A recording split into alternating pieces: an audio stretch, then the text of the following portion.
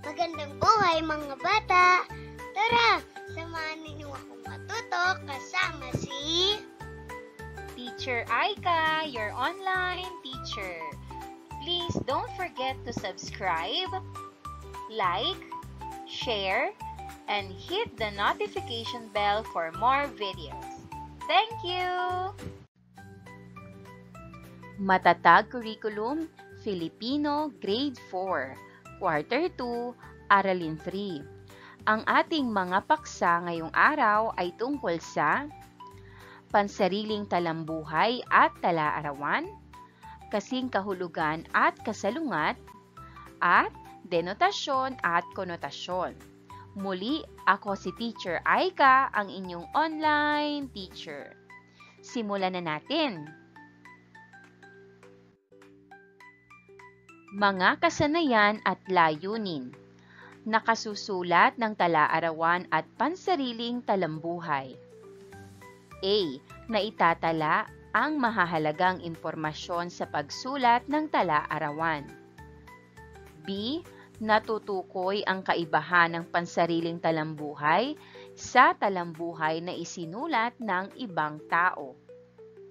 Ikalawa, natutukoy ang mga kayarian ng salita.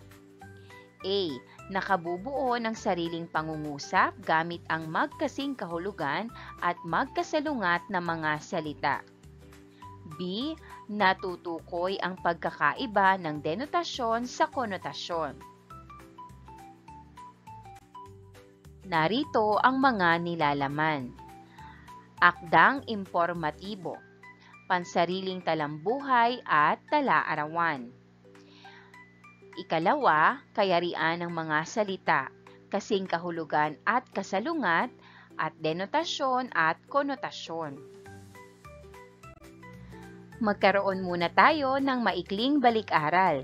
Mukha mo, sagot ko.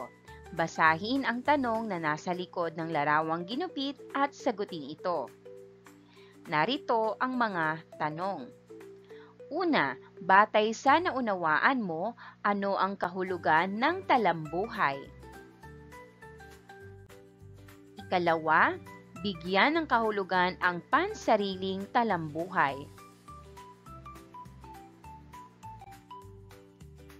Ikatlo, ipaliwanag ang talambuhay na isinulat ng ibang tao. Ikaapat, bilang mag-aaral, mahalaga ba ang talambuhay at bakit? Ikalima, ano ang naaalalang halimbawa ng tayutay na asonansya sa binasang talambuhay? Magbigay ng isang halimbawa nito. Pagpapakilala sa sarili. Ipakilala mo ang iyong sarili sa harapan ng klase.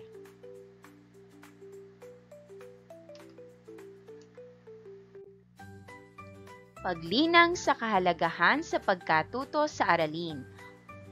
Ulap ng isip. Buuin ang nakasaad sa ulap ng isip upang maging gabay sa paksang tatalakayin. Ang talambuhay ng ibang tao ay madalas na naisusulat kung ang tao ay maaaring sagot, naging tanyag, nagkaroon ng mahalagang kontribusyon sa lipunan o nagbigay ng inspirasyon sa iba dahil sa kanilang mga tagumpay, sakripisyo o kahangahangang karanasan sa buhay.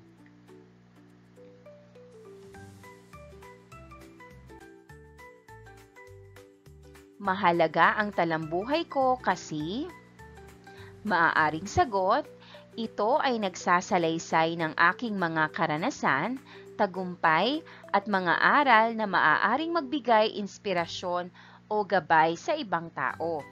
Ipinapakita nito ang aking mga pagsisikap at pagpupunyagi sa kabila ng mga hamon sa buhay.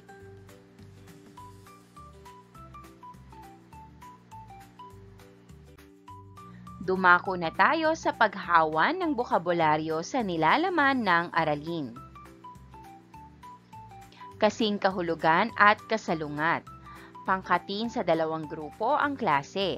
ipasagot ang kasing kahulugan ng mga salita na nasa kaliwang bahagi at sa kanang bahagi naman ay ipasagot ang kasalungat na salita.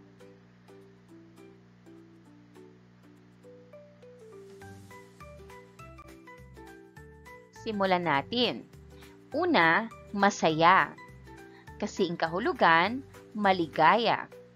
Kasalungat, malungkot. Ikalawa, payapa. Kasing kahulugan, tahimik. Kasalungat, magulo. Ikatlo, lumuwas. Kasing kahulugan, pumunta. Kasalungat, umuwi. Ikaapat, sagana. Kasing kahulugan, marami. Kasalungat, salat. Ikalima, malusog. Kasing kahulugan, malakas. Kasalungat, may sakit.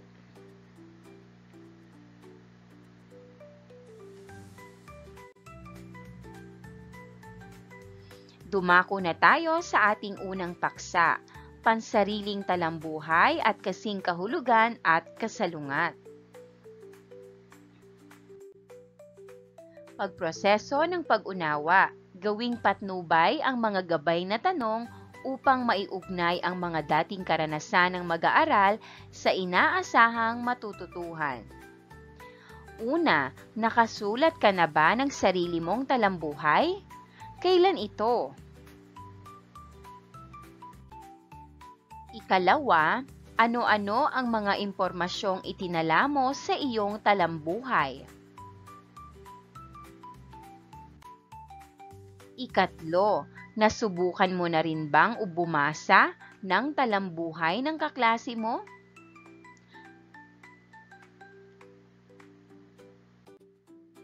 Paglinang ng konsepto, pagbasa ng talambuhay. Basahin natin ang talambuhay na may pamagat na Ako at si Kiram. Ito ay isinulat ni Maria Fe G. Hicana.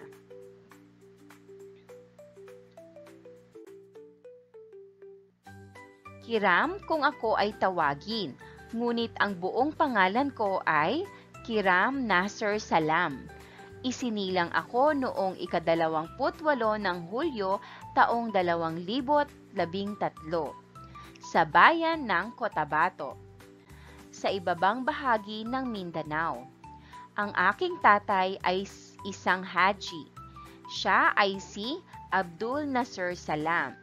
Ang aking nanay naman ay si Aisha Omara Aya. 7 kaming magkakapatid. At pang-apat ako sa magkakapatid. Kambal ang mga bunso kong kapatid.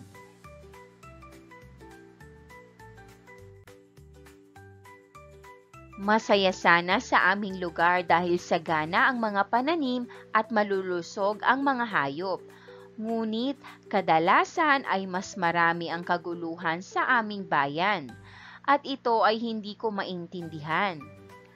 Nakatira sa amin si ina. Siya ang itinuturing naming lola. Si nanay naman ang aming ina. Malaki ang aming lupain. May mga lupang sinasaka at pinapasaka si tatay. Kung panahon ng anihan ay tumutulong kaming magkakapatid. Gayon din ang aming mga kamag-anak. Kaysaya ng aming pamilya.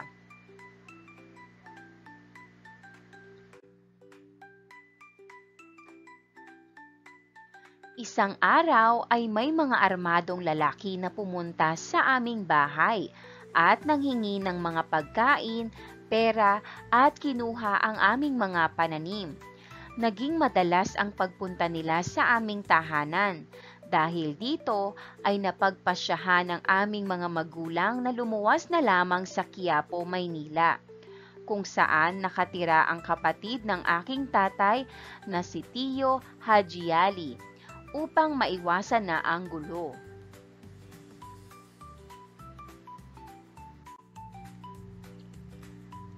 Nalungkot ako kasi naiwanan ko ang mga kalaro ko sa Cotabato. at ang malawak naming lupain.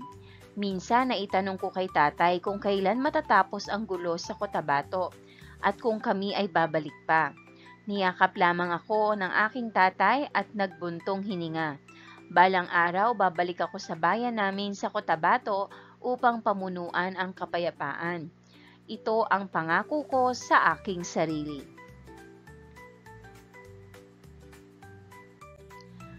Para naman sa ating pinatnubayang pagsasanay, sagutin natin ang mga sumusunod na tanong tungkol sa binasang pansariling talambuhay.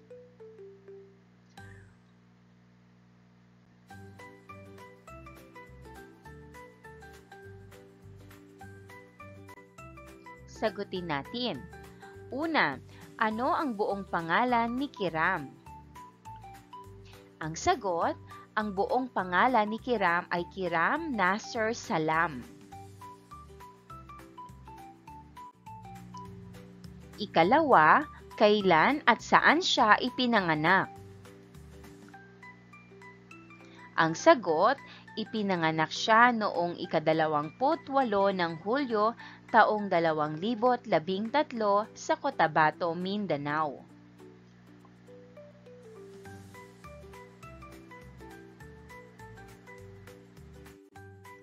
Ikatlo, sino-sino ang mga magulang niya? Ang sagot, ang mga magulang ni Kiram ay sina Abdul Nasser Salam at Aisha Omara Aya.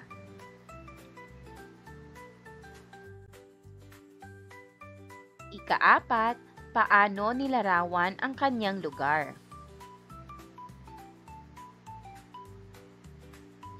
Ang sagot, inilarawan niya ang kanilang lugar bilang masagana sa mga pananim at malulusog ang mga hayop, ngunit may madalas na kaguluhan.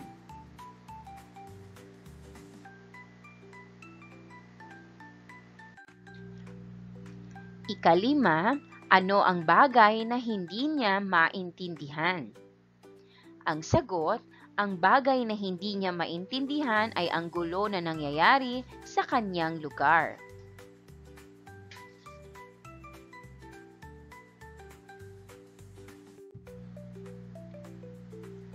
Ika-anim, bakit sila lumuwas sa Maynila? Ang sagot, lumuwas sila sa Maynila upang makaiwas sa mga armadong lalaki na nanghihingi ng pagkain at kumukuha ng kanilang mga pananim.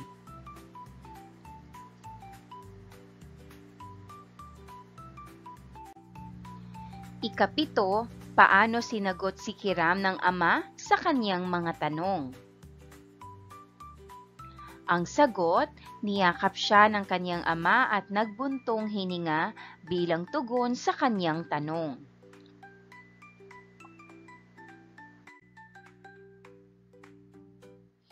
Ikawalo, sa iyong palagay, ano kaya ang ibig sabihin ng pangako ni Kiram sa kaniyang sarili?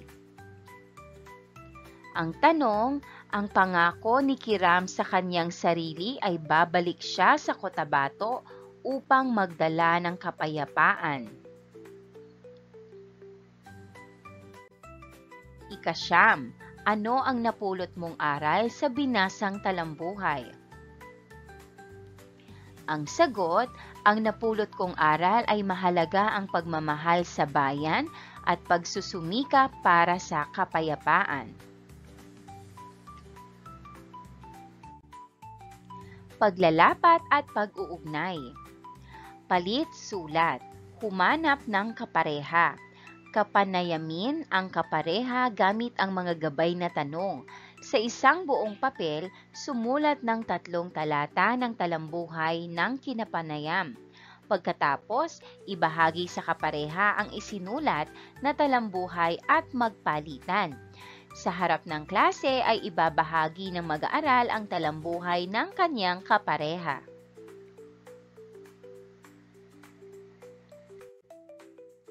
Gawing gabay ang mga tanong sa pagsulat ng pansariling talambuhay. Una, buong pangalan.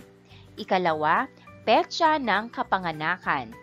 Ikatlo, lugar ng kapanganakan. Ika-4, pangalan ng mga magulang.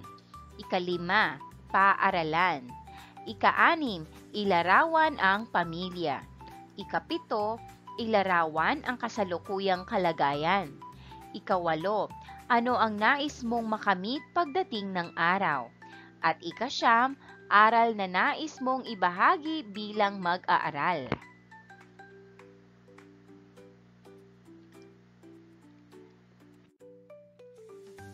Kasing kahulugan at kasalungat. Unahan tayo. Ipabuo ang chart sa dalawang grupo ng mga mag-aaral. Kung sino ang unang makakatapos ang magwawagi.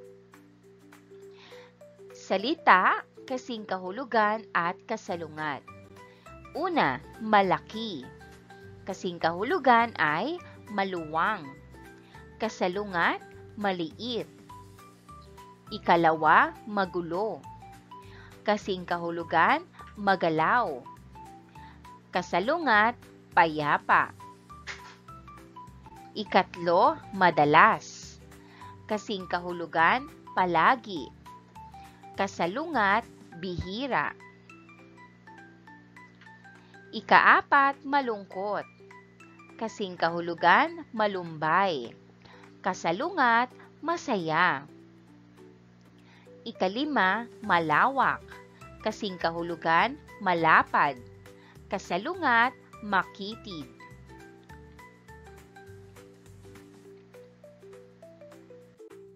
Dumako na tayo sa ating ikalawang paksa. Aralin sa wika, tala-arawan. Basahin natin ang isang tala-arawan. Ika-1 ng Disyembre, taong 2022. Magandang araw! Natapos na naman ang araw ng maayos. Ako'y natutuwa dahil nagawa ko ang lahat ng mga gawain ngayong araw. Alas 7 ng umaga ako gumising. Una kong ginawa ang uminom ng maligamgam na tubig. Naligo at naglinis ng aking katawan. Sumunod ay nag-ehersisyo. Pagkatapos ay kumain ng masusustansyang pagkain tulad ng gulay, isda at prutas. Naglinis ako ng aming bahay. Isinunod kong nilinis ang aming bakuran. Itinapon ko ang aming mga basura sa nangongolekta ng basura sa aming lugar. Alas 9 na pala, nagpahinga ako habang nagmimerienda ng banana Q na niluto ni nanay. Ginawa ko na ang aking takdang aralin at ilang proyekto sa paaralan upang hindi matambakan ng gawain. Hindi ko na malayan ang oras, hapon na pala, malapit na uling gumabi. Narito ang mga gabay na tanong tungkol sa ating binasa. Una, ano ang napansin nyo sa talata? Ikalawa, paano isinulat ang mga pangungusap? Ikatlo, ano ang napansin nyo sa mga bantas na ginamit? At ika-4, paano inilahad ang mga ginawa? Sagutin natin. Una, ano ang napansin nyo sa talata?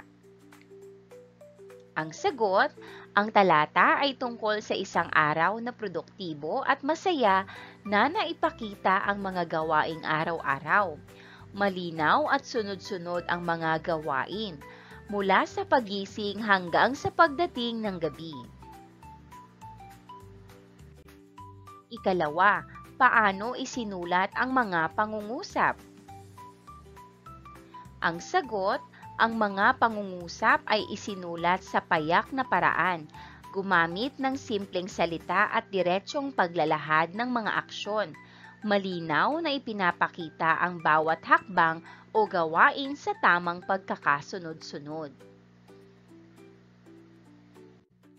Ikatlo, ano ang napansin nyo sa mga bantas na ginamit? Ang sagot, tamang paggamit ng tuldok sa bawat pagtatapos ng pangungusap. Gumamit din ng kuwit upang paghiwalayin ang mga serye ng gawain, gaya ng gulay, isda at prutas. wala namang ibang komplikadong bantas na ginamit. Ika-4, paano inilahad ang mga ginawa? Ang sagot, inilahad ang mga ginawa sa chronological order o pagkakasunod-sunod ayon sa oras na pagkakaganap. Nagsimula sa umaga hanggang sa hapon, kaya madaling sundan kung ano ang mga nangyari sa buong araw. Tandaan, pansinin na sa pagsulat ng tala-arawan ay: una, ito ay may petsa. Ikalawa, ito ay may oras. Ikatlo, nakasaad ang ginawa sa bawat oras na isinulat. Ika-4, iba't ibang bantas ang ginagamit. Ika-5, nagsisimula sa malalaking titik ang bawat pangungusap at nagtatapos sa bantas. Ngayon naman, basahin natin ang tala-arawan ni Shanks. Ika-11 ng Setyembre, taong 2023. Masayang araw! Ngayong linggo ay kami ang cleaners o mga tagalinis sa aming silid-aralan. Lunes ngayon, unang araw ng klase namin. 12:00 na ng tanghali. Oras na ito ng aming paglilinis dahil tapos na ang aming klase. Inayos namin ang mga upuan at saka pinunasan isa-isa. Kinabukasan, umaga pa lang ay nagdilig na kami ni Gabriel ng mga halaman. Pagkatapos ay nagwalis kami. Nagpunas kami ng pisara at mesa ng aming guro.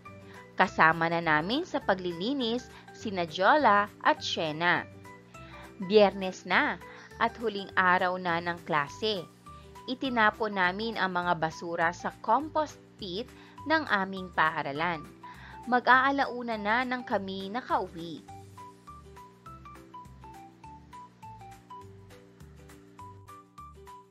Narito ang mga gabay na tanong at mga sagot. Una, sino ang kasama ni Shanks na nagdilig ng halaman? Ang sagot, si Gabriel ang kasama ni Shanks na nagdilig ng halaman. Ikalawa, maliban sa pagdidilig ng halaman noong Martes, ano pa ang ginawa ni Shanks at Gabriel? Ang sagot, maliban sa pagdidilig ng halaman, sina Shanks at Gabriel ay nagwalis, nagpunas ng pisara at mesa ng kanilang guro noong Martes. Ikatlo, sino-sino na ang mga kasama ni Shanks sa paglilinis? Ang sagot, kasama ni Shanks sa paglilinis sina Jola at Shena.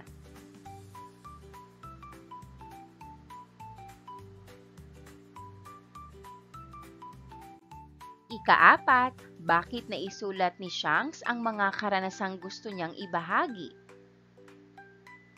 Ang sagot, naisulat ni Shanks ang kaniyang mga karanasan dahil maaaring gusto niyang ipalabas ang kanyang saya at pagiging responsable sa pagiging cleaner sa kanilang silid-aralan.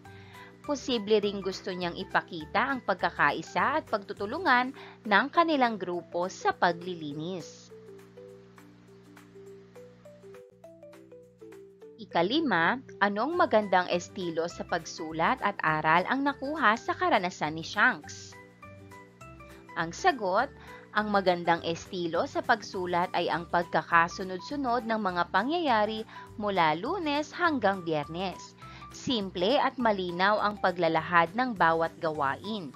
Ang aral na makukuha mula sa karanasan ni Shanks ay ang kahalagahan ng pagtutulungan, disiplina at responsibilidad sa pagganap ng mga tungkulin tulad ng paglilinis ng silid-aralan, paglalapat at pag-uugnay. Pasulati ng sariling tala-arawan ang bawat mag-aaral sa kwaderno tungkol sa ginagawa nila sa kanilang tahanan sa araw-araw. Buuin ito sa pamamagitan ng balangkas. Pagkatapos, palagdaan ito sa kanilang mga magulang. Dumako na tayo sa ating ikatlong paksa. Ito ay tungkol sa denotasyon at konotasyon. Denotasyon. Ang denotasyon ay ang direkta at literal na kahulugan ng isang salita. Ito ang kahulugan na makikita mo sa diksyonaryo. Halimbawa, ang salita ay aso. Denotasyon, isang hayop na may 4 na paa, madalas na pinalalaki ng tao bilang alagang hayop.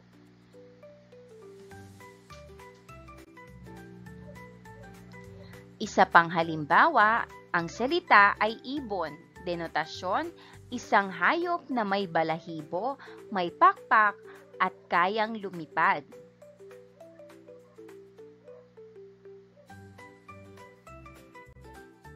Konotasyon. Ang konotasyon ay ang malalim at hindi tuwirang kahulugan ng isang salita. Ito ay maaaring maglaman ng emosyon, damdamin o mga asosasyon na hindi kasama sa literal na kahulugan.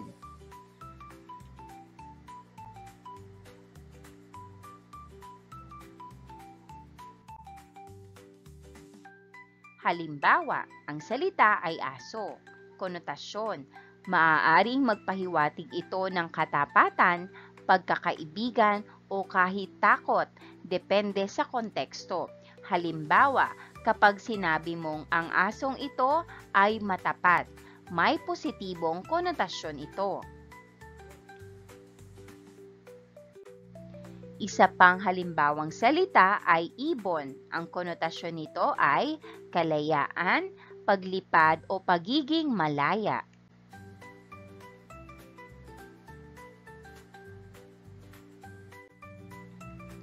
Narito ang ilan pang mga halimbawa. Denotasyon. Maganda ang mga bituin sa langit. Ang kahulugan, bahagi ng kalawakan. Konotasyon. Maraming nakasabit na bituin sa kanyang polo. Ibang kahulugan, ranggo o katungkulan.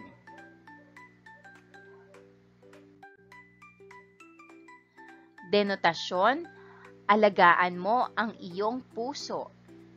Kahulugan, nasa kanang bahagi sa dibdib na tumitibok. Konotasyon, hinandog niya ang puso sa binata. Ibang kahulugan, pagmamahal.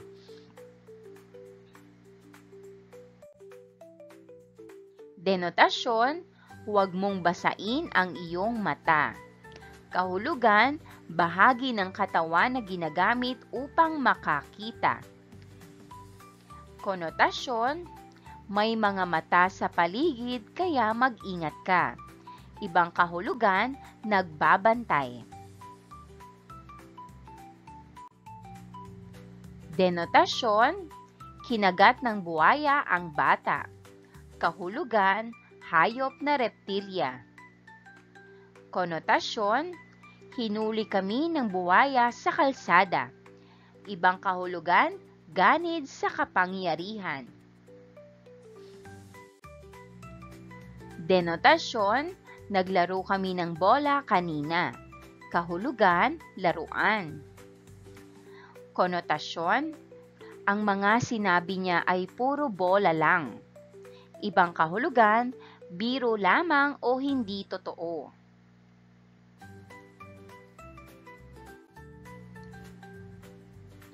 Ngayon naman, magkaroon tayo ng pagsasanay. Isulat sapat lang ang D kung denotasyon at K kung ito ay konotasyon. Una, masyadong mahangin ang aking kaklase. Ang sagot, letrang K, konotasyon. Ikalawa, may tinik sa aking lalamunan, kailangan ko ng tubig. Ang sagot, letrang D, denotasyon. Ikatlo, mababa ang nakuha ko sa pagsusulit. Kamote ako. Ang sagot, letrang K, konotasyon. Ikaapat, bunganga ang sumalubong sa namamalimos. Ang sagot, letrang K, konotasyon.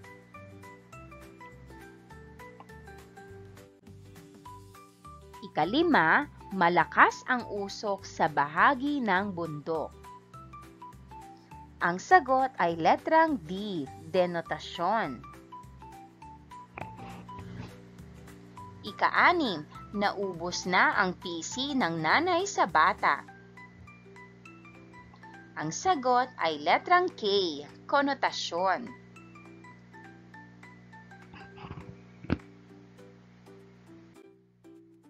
Ikapito, lakasan mo ang boses mo. Ang sagot, denotasyon.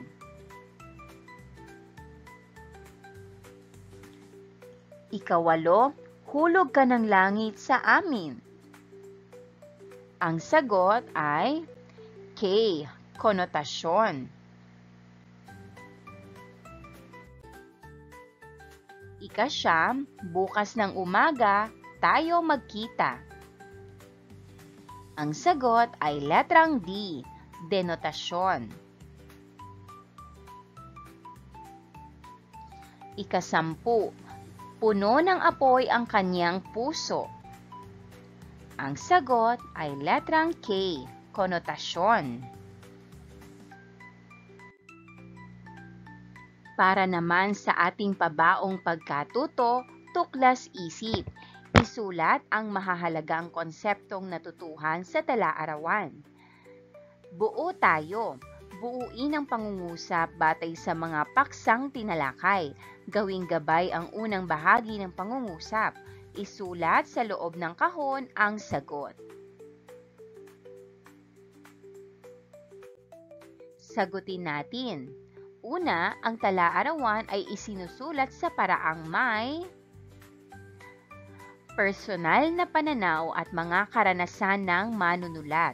Karaniwan itong naglalaman ng mga saloobin, emosyon at mga pang-araw-araw na kaganapan. Ikalawa, sa bawat oras at petsang nakasulat ay nakasaad din ang mga detalye ng mga kaganapan na nangyari sa partikular na oras at petsa, kasama ang mga natutunan o damdamin ng manunulat tungkol sa mga pangyayaring iyon. Ikatlo, ang mga pangungusap ay nagsisimula at nagtatapos sa malinaw na pahayag. Karaniwan, ang mga pangungusap ay nagsisimula sa malaking titik at nagtatapos sa tuldok o iba pang bantas na angkop sa nilalaman tulad ng tandang pananong o tandang padamdam. Bilang pagsusulit, paghambingin ang talambuhay at tala-arawan gamit ang talahanayan. Buuin ang patlang sa talahanayan. Isulat ito sa iyong kwaderno.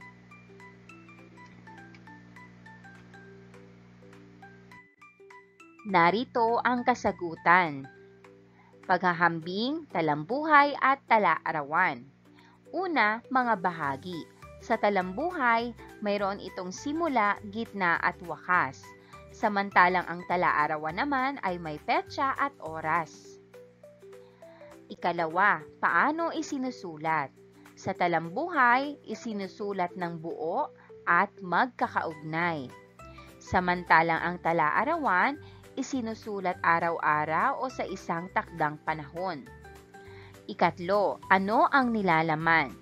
Ang talambuhay ay mga pangyayari sa buhay, samantalang ang tala-arawan, mga ginawa sa isang araw.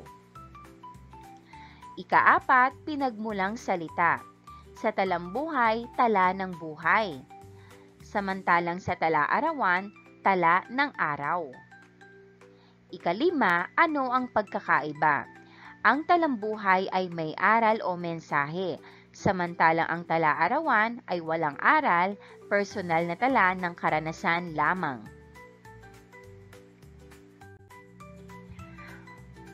Tukuyin kung ano ang ibig sabihin ng initimang salita sa pangungusap.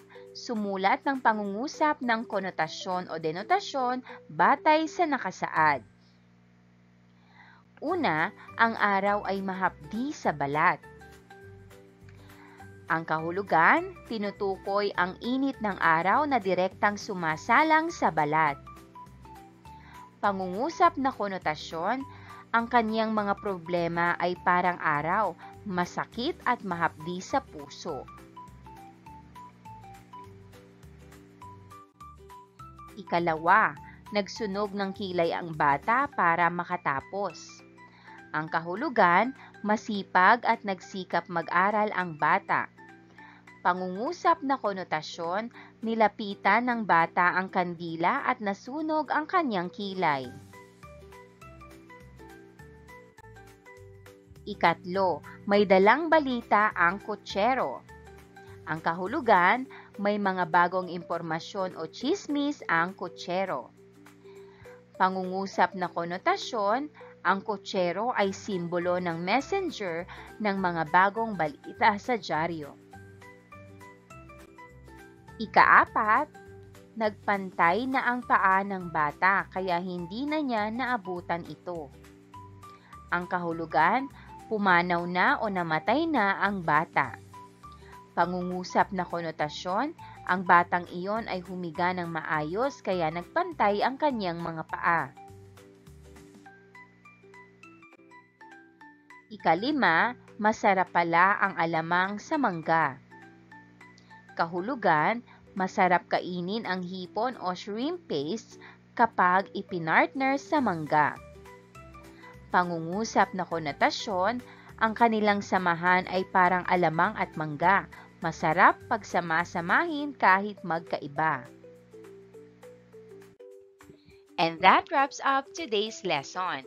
If you enjoyed this video and want to see more content like this, don't forget to hit the subscribe button and ring the bell so you never miss an update. Thanks for tuning in.